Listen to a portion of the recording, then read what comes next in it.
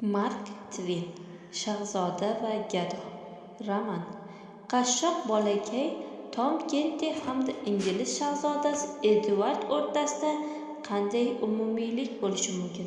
Aftidan, hech qanday, ammo taqdir taqozosi bilan ular bir-biriga quyib qo'ygandek o'xshab ketadi.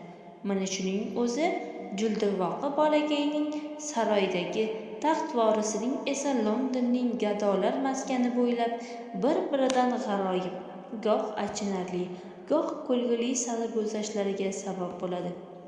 Amerikalik mashhur adib Mark Tvenning qo'lingizdagi mazkur asari muallifning ilk va eng mashhur tarixiy romani hisoblanadi.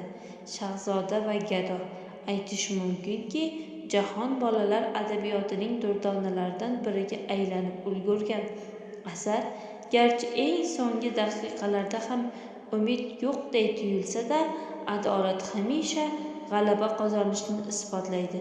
Kitobxonni odillikka, rahmdillikka chorlaydi.